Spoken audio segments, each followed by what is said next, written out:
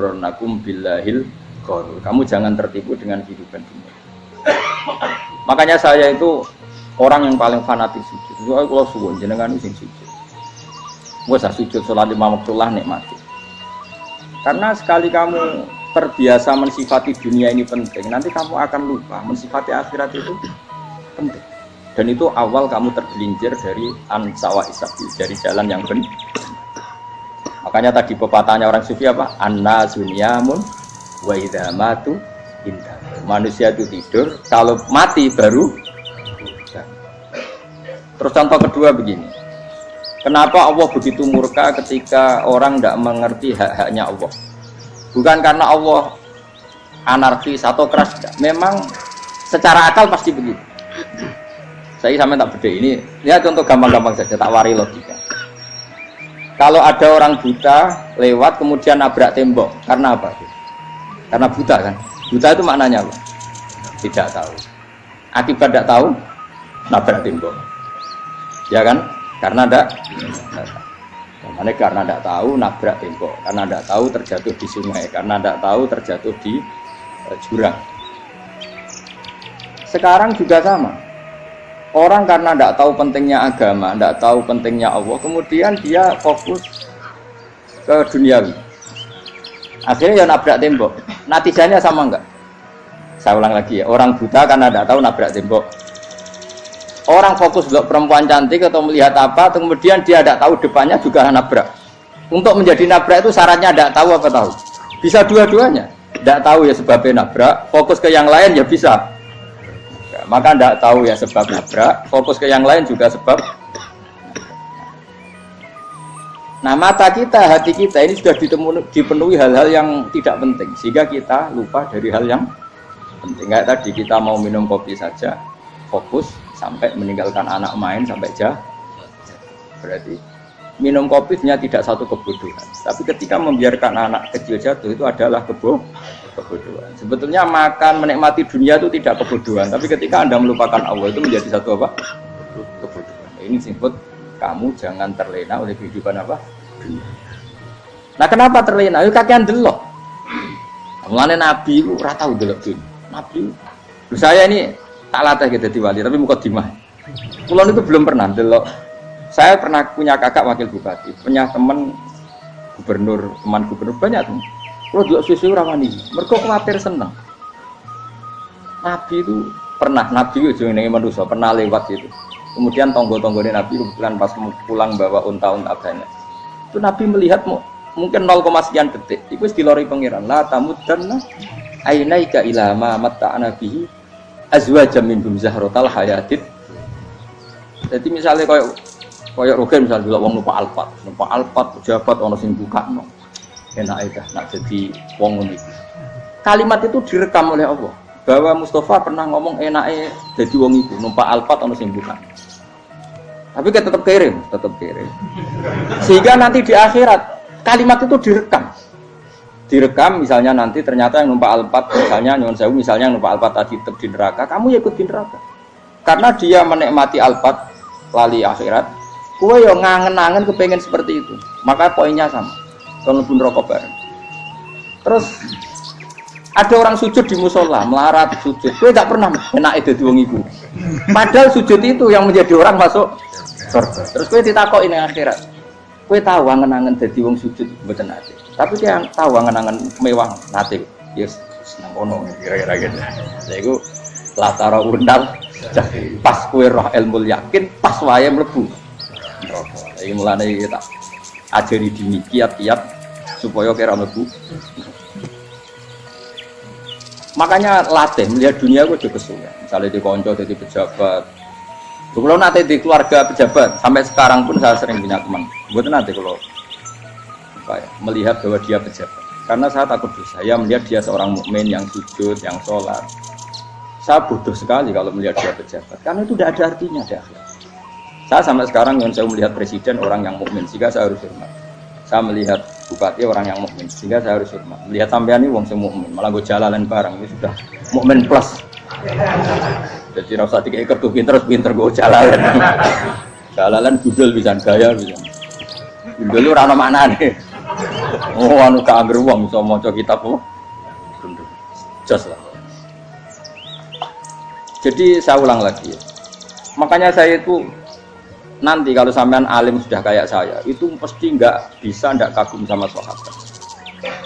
Sahabat itu, apalagi Rasulullah ya tentu. Sahabat dulu aja yang gampang ditiru. Sayyidina Umar ketika ditusuk oleh siapa? Abu Lu'lu' siapa? Al-Majusi. Abu Lu'lu' itu seorang Majusi. Dan Umar itu orang pendendam. Dia orang pendendam. Tapi tentu karena dia orang baik, ya pendendamnya hal-hal yang baik. Coba kalau kamu ditusuk orang itu dendam nggak? Kira-kira sebagai manusia kan dendam. Itu tanyanya begini sama yang ya taruh sekarang orang dekatnya. Yang bunuh saya tadi siapa? Oh itu Abu Lu'lu' Al-Majusi, Hulamul Muhirah. Dia budaknya Muhirah. Majusi, iya ya Umar. Dia sudah mau mati. Itu ngetikan gini, sama siapa alteknya? Alhamdulillahilladzi lam yaj'al maniyati biyadi rajulin sajadalaka sajdah yuhajuni biya yaumal qiyamah. Ya Allah, terima kasih sekali ya Allah. Engkau mentakdirkan saya dibunuh oleh orang yang enggak pernah sujud. Kalau saja dia pernah sujud, maka dia berhak menuntut saya dengan sujudnya untuk masuk surga.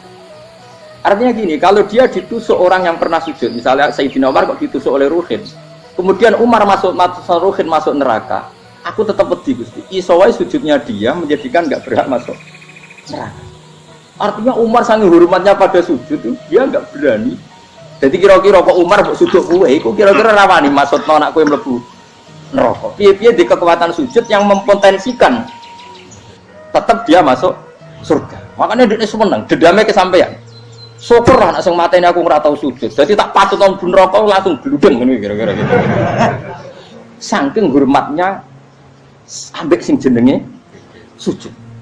Tapi kita sekarang enggak. Rawang ning musala sujud, ya jan wong nganggur. Otak kita ini sudah PKI lah kan. PKI halus. PKI yang tanpa kartu, paham? Makanya Allah kalau muji sujud, enggak sampean tak latih supaya baca Quran yang benar. Kayak apa Allah bikin Ka'bah? Kayak apa mulianya Ka'bah? Itu dibikin Allah untuk apa? Lil akifina wa satusai warrukais sujud, dan untuk orang-orang rukuk dan sujud. Ketika Allah menurunkan rezeki di bumi dan di langit, itu perhitungannya Allah masih itu asli. Rabbana liyuqimus shalah faj'al afidatan minan nas tahwi ilaihim warzuqhum minas sama. Gusti, ben nak sujud ku kuat. Piye-piye menungso nak ramangan ra kuat. Nak is kuat, dia tenaga yo ben sujud. Liyuqimus shalah. Ketika Allah muji orang baik atau ibunal abidunal hamidunas saihuna satruse arraqiunas yang rukuk itu. Karena tadi ketika nanti Anda di akhirat, kenangan terbaik Anda di dunia itu hanya sujud. Liane itu. Coba misalnya kena akhirat terus video disetel pas kongkoi-kongkoi ini perapatan. Bariku nglamunem disetel. Jadi pegawai negeri. Ngayal gajinya sakmene, engko sakmene gue ayo wan terekam kabeh. Oh rai sini-sini wong.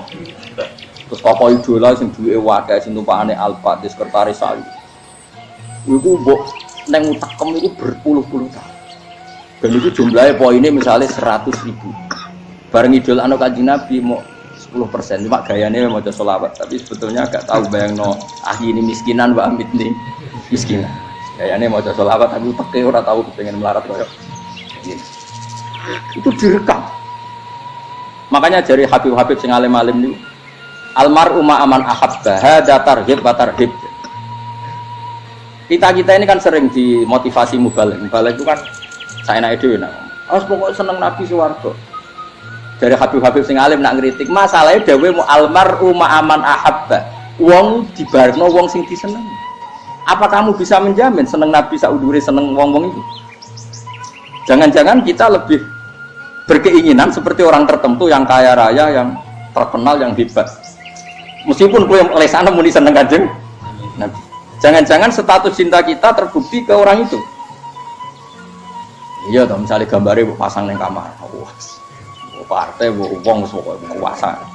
Terus, kue nyumbang masjid nyon sewu mau saya ketahui. Tapi bareng nyumbang untuk kemenangan orang itu 10 juta. Nyebut wong itu satu hari 100 kali. Nyebut Nabi bedak sholat. Warung dihitung, dipoling mbak malaikat. Disurvei buat dipoling orang-orang pokoknya. Dengan cara begini status senangnya orang ini ke siapa? Ya, ono pengajian sholawatan nyumbang 50.000, nganggo pemenangan Bisa. Diundang hayya ala sholah mlaku ngenteni komat. Tapi nak diundang acara kampanye teko ngarep durunge 2 jam. Baru sekian di polling, terus kadar cintamu ke siapa coba? Dari sekian indikator misal cara polling. Jangan-jangan diputuskan lebih seneng ke itu. Ya sudah almarhum aman. Apa? Makanya kata orang-orang alim almarhum apa? Orang itu terserang disenangi. Masalahnya kita tidak ada jaminan lebih seneng Nabi. Ya ada jaminan ya saya aman misalnya. Hitung dewi-dewi. Rasa menang terus kok wedi dosa wis kadung dosa iku wis kadung. Makanya Sufyan Ats-Tsauri itu dadi wali ku bangsa mergo ibadah akeh mboten. Sufyan Ats-Tsauri gurunya Imam Syafi'i. Dadi wali itu sederhana. Sama tak ceritane orang-orang jadi wali dengan cara yang sederhana. Tapi kan niru copy paste ya, artinya orang apa ya KW lah. Kalau niru enggak apa-apa tapi KW kebaikan. Sufyan Ats-Tsauri itu ditanya, "Kenapa kamu sedekat itu sama Allah dan Anda keramat?" Jadi resepnya begini, Pak. Saya itu belum pernah ke masjid nunggu adzan. Paling enggak setengah jam, 1 jam sebelum adzan itu saya sudah ada ke masjid. Ditanya, kenapa begitu? Ketoke kok kawula sing elek, moroe ngenteni diceluk.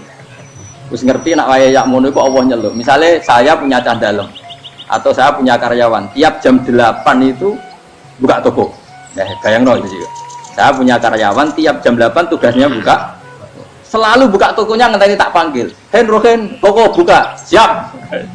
Tapi besok ya ngono lagi. Jam 8 buka. Siap. Tiap hari gitu, kira-kira kendaraan karyawan itu goblok apa sopan? Kira-kira gak jawab ya? Goblok kritik jauh. Nah, Sufyan Ats-Tsauri tidak mau gitu. Wis ngerti nak Allah yang mono wayahe manggil. Dadi ya kerja malu wis ning kono. Dadi nak Allah hayya ala sholah pun Gusti. Hayya ala sholah pun teng mriki. Iku sudah dadi wali. Oh, iku saya buat tiru tapi KW lho, gak masalah. Tapi ini kan resep, no?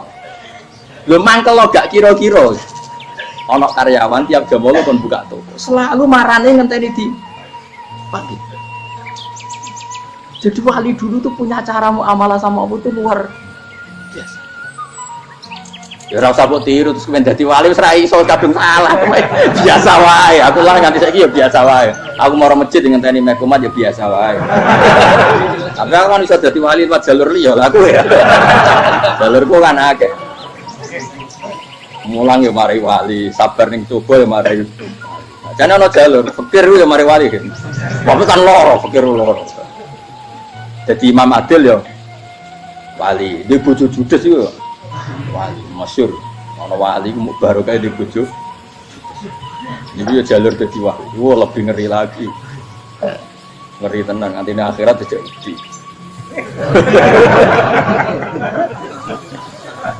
Jadi anak jote wae kan. Para suami takut istri silakan baris sing wis baris sing wedok. Pak rene lho tetep mororo. Wong wedi bojo kegawangan ini akhirat bahaya, you know. Yes. Bahaya wedi bojo nganti kegawan apa? Masyhur jadi cerita-cerita wali wis biasa ulang lagi ya. Latih, meskipun dari kecil latih. Makanya kamu tahu kenapa Quran itu kalau ngendikan sujud kayak gitu spesial.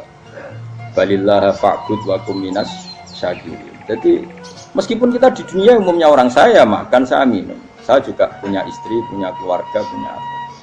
Tapi saya belum pernah melihat anak saya itu sebagai anak saya. Saya kalau melihat anak saya ini teman sujud saya, nanti yang meneruskan sujud saya. Saya tenan kulon bolak-balik ditanya istri saya dan agak-agak marah. Terus Mbak, kenapa kamu hormat sama anak sampai gitu? Kalau nanti manja gimana? Kalau terlalu manja, saya bilang itu udah anak saya. Itu